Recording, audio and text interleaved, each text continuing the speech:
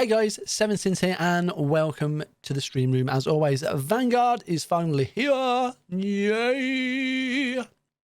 So in this video, we are going to be looking at the best way to set up your console for your controller for Vanguard. So without further ado, let's get straight into this video and let's go over to the game screen and let's go through the options with you.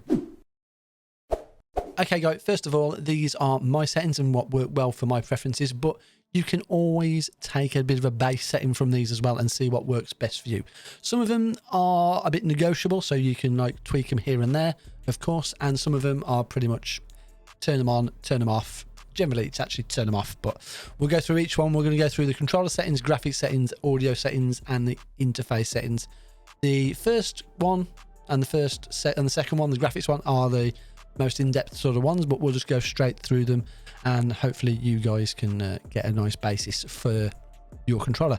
Okay, first of all is the horizontal and vertical stick sensitivity.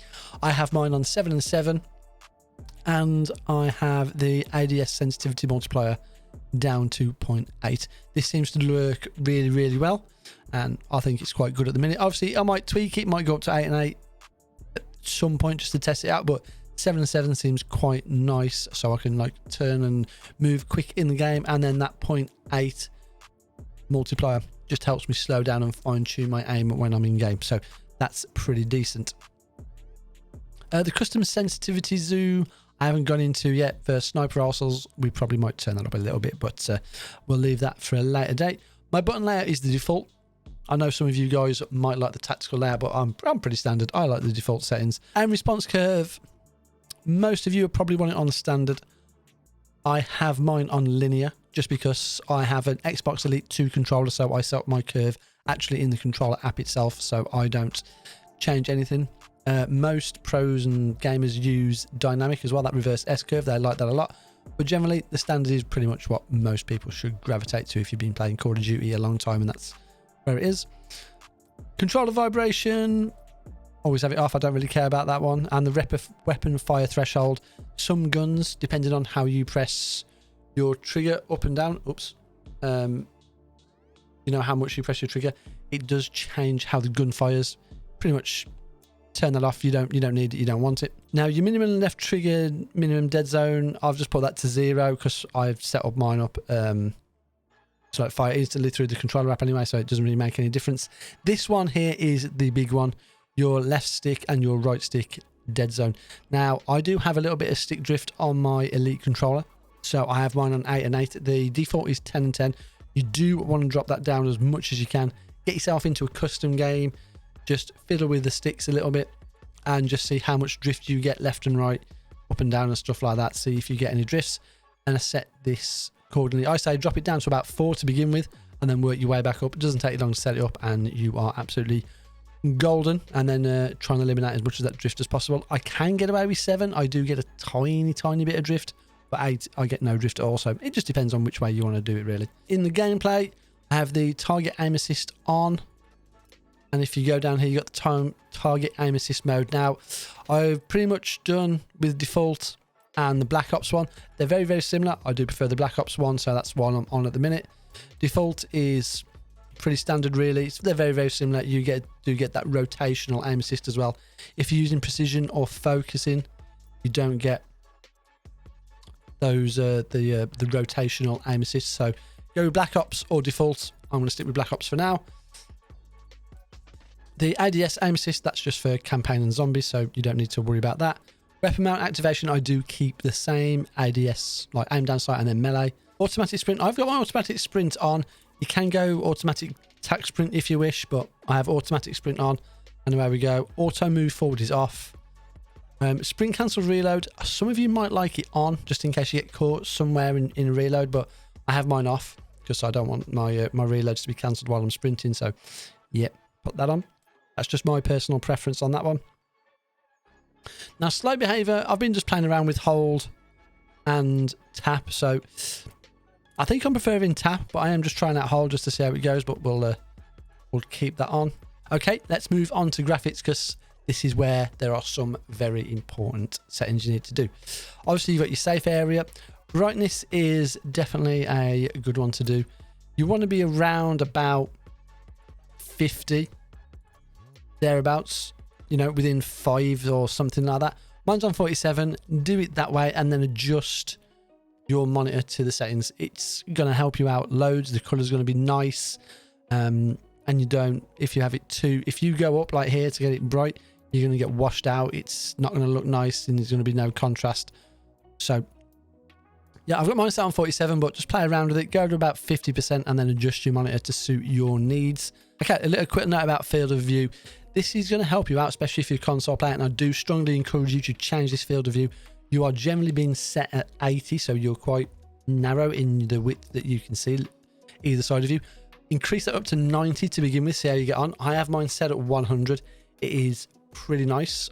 Depending if you want to go to the max, you're going to see a lot either side of you in your peripheral vision, but targets that are further away are going to seem further away and a lot smaller because basically you're zooming out from the standard sites that you're sort of looking at, or the character model you're looking at. So you don't need to go to that. I found 100's pretty much where I want to be. I changed it. I was 90 on the first stream I did last night, and today I bumped up to 100, and that seems to be working really, really well. So give it a go, see how you get on. And your ADS field of view as well, you want that affected. So as you aim down sight, it's going to have the same field of view for you, so you don't get a bit of a jarring experience for yourself. Camera movement, this is screen shake, and thank God this is in the game. Put that down to 50%. Screen shake will be less of an issue for you now, and it's going to be brilliant. World motion blur, weapon motion blur, turn that off. You don't need that in your life. We don't want it in multiplayer. We don't want stuff getting blurry when we're moving about the map and things like that. Depth of field as well, turn that off. There is still a bit of a bug in the game that when you restart your game, it goes back on again. Just check it every now and again, turn it off. Life will be better. You don't need blurry vision as you're aiming down sight. You don't want to lose track of enemies and targets and stuff like that. Get rid of that. Fidelity FX. This is sharpness. I've got it off at the minute because I don't want it sort of messing around with how my Xbox performs, things like that. So leave that off. I might do some testing on it. We'll see how it goes. And on-demand texture streaming. This is a new one. This is what's keeping, I believe, some of the file sizes down. So if we look at that, have it on. If you've got it on, great. If you are not limited by how much download you're allowed by your internet provider, then have it on and you can set your download minutes and download amounts and things like that. I've got mine off because I have unlimited downloads, so we haven't got to worry about that. And just see how you get on. Obviously, if you are capped to a download limit, then please turn it off.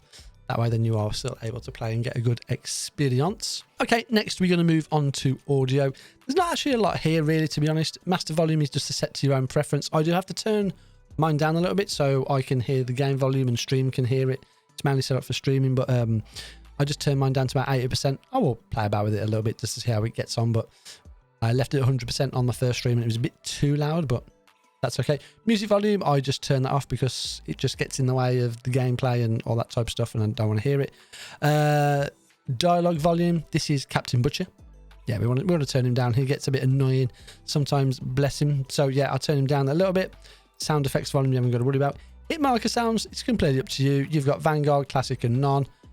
The Vanguard, actually, hit marker sounds are really, really nice, especially headshot sounds. It's very, very satisfying, I have to do indeed. Next, we have audio mix settings. There's actually not a lot in here. I'm actually kind of disappointed, but stick it on headphones. That's all you need. If you're wearing headphones, stick it on headphones. It's EQ'd quite well, in fairness. So that's what you want. You've got EQ music, and then you've just got voice chat stuff, which we don't turn on or off. It's up to you, depending on if you want that to kill those kill cam hot mics. Yeah. Okay, guys. So lastly, we got our interface settings. There's not a lot actually you need to change in this one. Going down, you've got your FOV counter if you just want to make sure you're getting your desired field of view in there. You can have it on or have it off. I'll just put it on just to see what I look like. But the two you really want to put on is your server latency and your packet loss.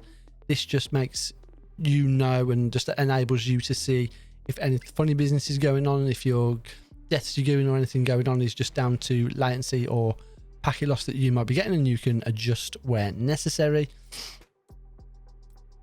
And then I have mine on the smaller telemetry. You can see it up here in the top left hand corner on my screen.